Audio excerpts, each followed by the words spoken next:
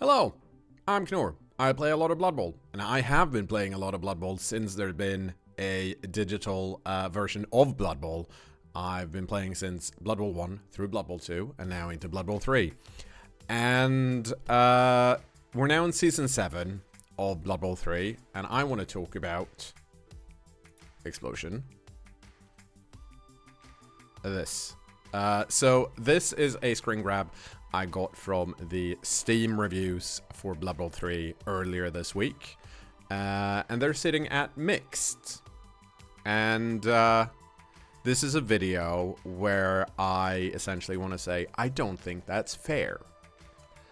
And I've been thinking a lot about how to structure this video. At first I thought let me go through some of these reviews and point out, you know, why they're wrong, why they're not wrong, and that kind of stuff. And the more I thought about it, the more I was like, that's not really going to move the needle, because if someone believes so strongly that the game is shit, me talking to them for like 5 to 10 minutes is probably not going to change their mind.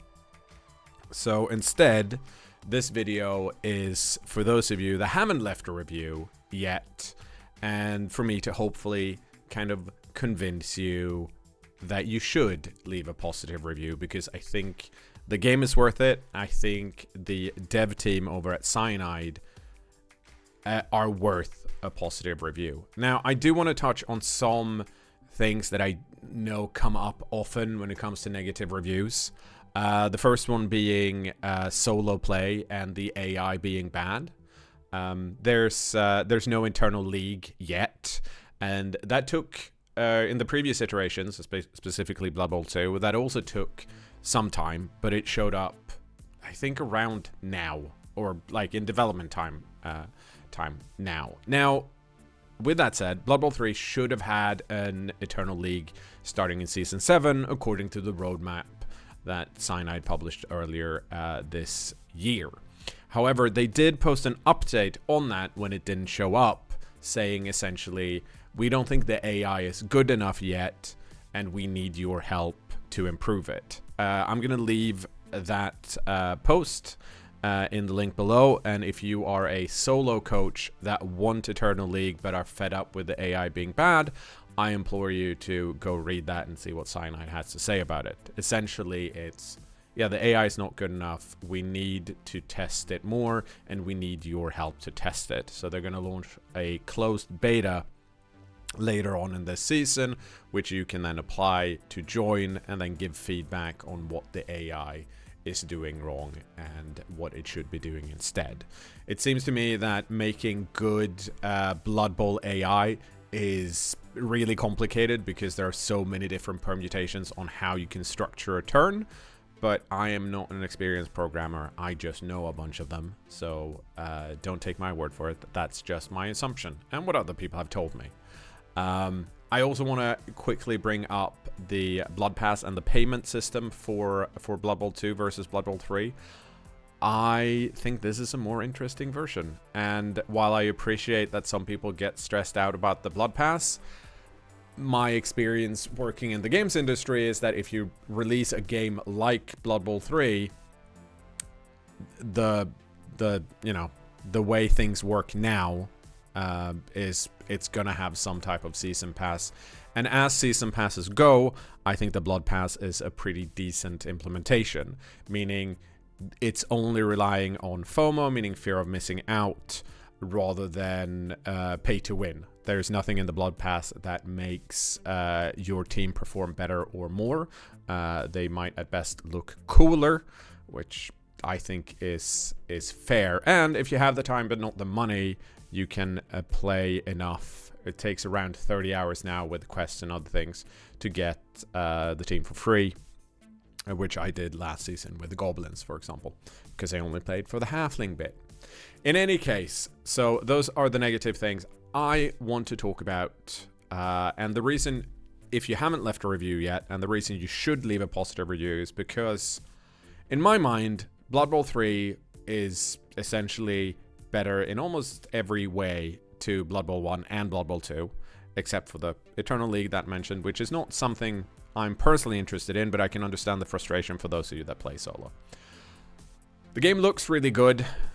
It plays really well, especially with all of the quality of life improvements that we've seen in the last few seasons, meaning stuff like, oh, you can turn on which skills are shown over player's head. You can decide which skill is an automatic skill and which shouldn't be an automatic skill. Oh, your opponent has a shitty color scheme. I don't like it. Or we're playing the same team and it's really hard to keep track of who's who. Well, there's red and blue colors, so it's easier to distinguish. Oh, I have a hard time telling these types of positionals apart on the human team. Well, we have skill or positional rings now, which makes that easier to tell a human blitzer to a human lineman apart. That kind of stuff. All of that is really cool, and I'm happy that it's there, but I also think it's one of those things where, because we've had 7 iterations of different seasons, it's kind of hard to keep track of how much the game has improved. We have different ways of playing the game now that we didn't have before. With Season 7, we have an arena mode, which is a totally new way to play a Resurrection-style tournament, where you don't want to, you know, you don't have to commit to playing several games in the Resurrection League, like, in a day. You can just play whenever you want. And yes, sometimes, if there aren't that many people playing, it's going to take longer to get a game, and that fucking sucks. But the way you get quicker queue times is more people playing, unfortunately.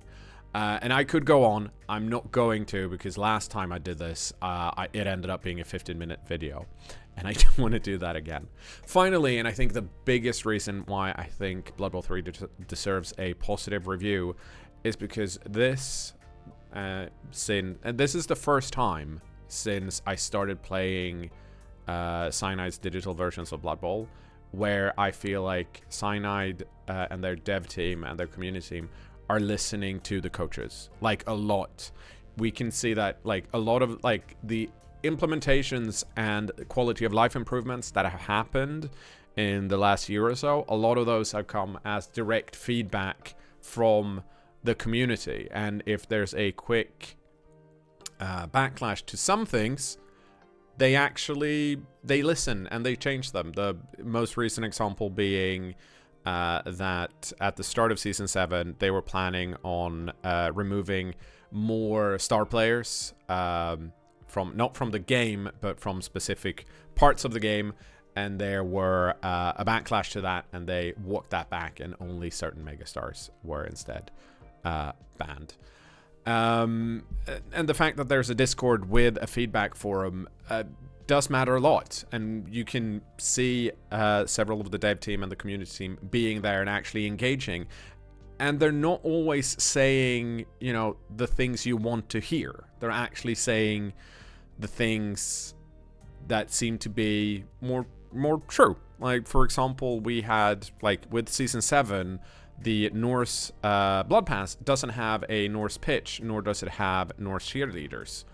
And this was brought up, and the annoying point, but that's probably the reality of developing a game for a niche audience, is that they didn't think that it would actually sell more Blood Passes if they added them, and all of the previous pitches and cheerleaders have been done as an art pass several years ago. There wasn't anyone around to make a new one for Norse and the cheerleaders, and the way to change that is to prove that those pitches and the cheerleaders available are being used. And that's, if you were just trying to look like, oh, we just want to look like we're doing the right thing, you wouldn't say that. You would go, oh, well, you'd come up with an excuse, but they're actually being honest with us. And I think that's really important. So they're honest and they're listening. And that's going to be the end of my rant, because I can just keep going. But if you made it this far, thank you so much. I think this is my 3rd iteration. I've cut out a bunch of things. I could talk a lot longer about this and why. And if you want a more involved reason, just show up on one of my streams and I will engage and talk to you about it. With that said, again, and finally, if If you haven't left a positive review and you think what I said makes sense, please go to the Steam store and leave a review for Blood Bowl 3. There is going to be a link down in the description. Thank you so much. Goodbye.